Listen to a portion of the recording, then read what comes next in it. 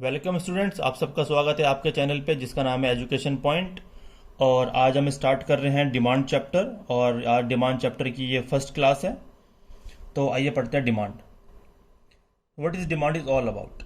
Demand is referring to a consumers desire to purchase goods and services and willingness to pay a price for a specific good or service holding all other factors are constant. Demand का मतलब ये होता है कि एक consumer की Dzire किसी भी गुड एंड सर्विसेज को खरीदने की और उसके कॉस्ट को पे करने की विलिंगनेस और उसके अंदर एबिलिटी, उसको बोलते हैं demand. Keeping all other factors are constant. ये हम डेफिनेशन थोड़ी देर बाद दोबारा पढ़ेंगे, इसका कंसेप्ट पहले हम समझ लेते हैं। डिमांड को फुलफिल करने के लिए या फिर अगर कोई कंज्यूमर डिमांड करता है तो उसके पास दो चीज होनी बहुत ही जरूरी है। पहला है विलिंगनेस, दूसरा है परचेजिंग पावर। इसको ऐसे समझते हैं, से फॉर एग्जांपल एक कंज्यूमर है, वो विलिंग है एक कमोडिटी को खरीदने के लिए, लेकिन उसके पास परचेजिंग पावर नहीं है तो वो डिमांड फुलफिल नहीं कर सकता। इसका वैसा वर्सा केस, वो जो कंज्यूमर है वो विलिंग नहीं है उस कमोडिटी को खरीदने के लिए, लेकिन उसके पास इतनी एबिलिटी है, उसके पास परचेजिंग पावर है कि उसको खरीद सके, लेकिन वो विलिंग ही नहीं है, तो डिमांड फिर भी फुलफिल नहीं होगी। डिमांड फुलफिल उसी केस में होगी जब वो कंज्यूमर विलिंग भी होगा और उसके पास परचेजिंग पावर भी होगी, तो ही डिमांड फुलफिल होगी। इसीलिए इस डेफिनेशन में बोला गया है कि कंज्यूमर की डिजायर गुड एंड सर्विसेज को खरीदने के लिए और उसको पे करने के लिए उसके अंदर विलिंगनेस अगर है तो उसको बोलते हैं demand. Keeping all other factors are constant. ये अदर फैक्टर्स क्या होते हैं, ये अपने आप में एक टॉपिक है जो हम नेक्स्ट क्लास में डिस्कस करेंगे, जिसका नाम है factor determining individual demand for a commodity. वो हम नेक्स्ट क्लास में डिस्कस करेंगे। आगे बढ़ते हैं। अगर हम बात करें कि डिमांड का रिलेशन क्या है प्राइस के साथ, तो simple, price of x commodity, इसमें एक्स एक कमोडिटी है, गुड है, पी उसका प्राइस है, तो पी एक्स अगर इंक्रीज होता है, एक्स कमोडिटी का प्राइस अगर इंक्रीज होता है तो क्वांटिटी डिमांड उसकी क्या हो जाएगी, डिक्रीज हो जाएगी। क्या हो जाएगी गाइस, डिक्रीज हो जाएगी। एंड वैसा वर्सा, अगर उसी कमोडिटी का प्राइस डिक्रीज हो जाता है तो क्वांटिटी डिमांडेड क्या हो जाएगी, इंक्रीज हो जाएगी। Price increase, quantity demand decrease, price decrease, demand increase.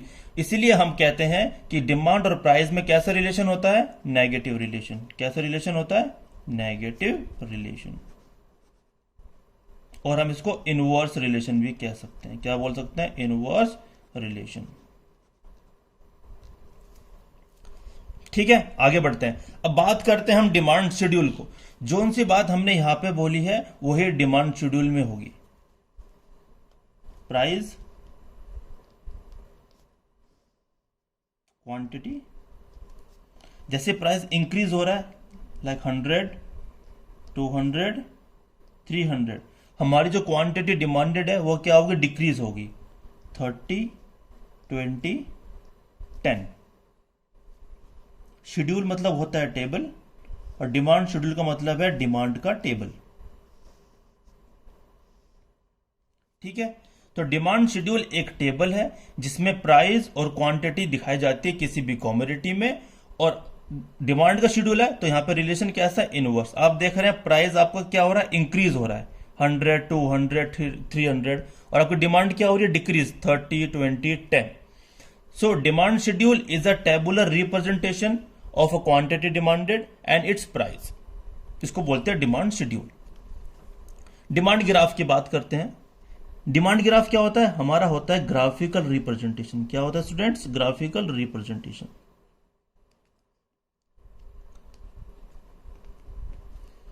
Origin, O axis, O Y axis. O axis shows quantity demanded, O Y axis shows price.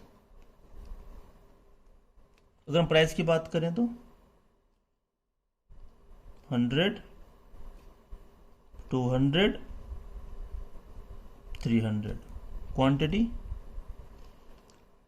10, 20, 30। तो हम डिमांड ग्राफ बनाएंगे डिमांड शेड्यूल को देखते हुए। जब प्राइस हमारा 100 था तो कंज्यूमर की डिमांड कितनी थी, 30। Price 100, demand 30,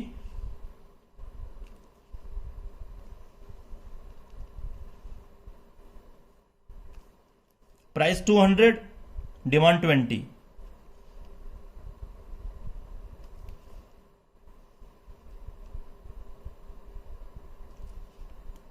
then price 300, demand 10।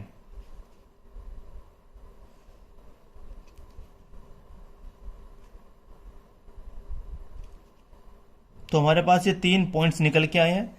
अगर हम इसको मिला दें,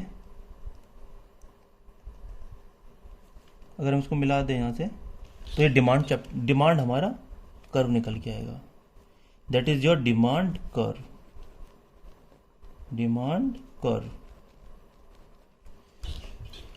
ठीक है। सो हमारा डिमांड कर्व क्या होता है? हमारा होता है स्लोपिंग डाउनवर्ड। दोबारा समझते हैं।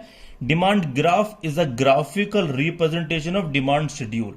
डिमांड ग्राफ क्या हमारा? डिमांड शेड्यूल का ग्राफिकल रिप्रेजेंटेशन है, जो ये दिखाता है कि प्राइस और क्वांटिटी डिमांड में इनवर्स रिलेशन है, जिसके वजह से हमारा डिमांड कर्व क्या होता है? Sloping downwards. क्या होता है? Sloping downwards. ठीक है गाइस, यहां तक आई होप आपको समझ में आ गया होगा सबसे। अभी हम यहां पे एक छोटी सी बात और डिस्कस करना चाहेंगे कि डिमांड हमारी होती है 2 लेवल पे। एक होती है इंडिविजुअल लेवल पे और एक होती है हमारी मार्केट लेवल पे। अगर हम बात करें individual demand, it means when we are talking about only one consumer. किसकी बात कर रहे हैं हम? One consumer.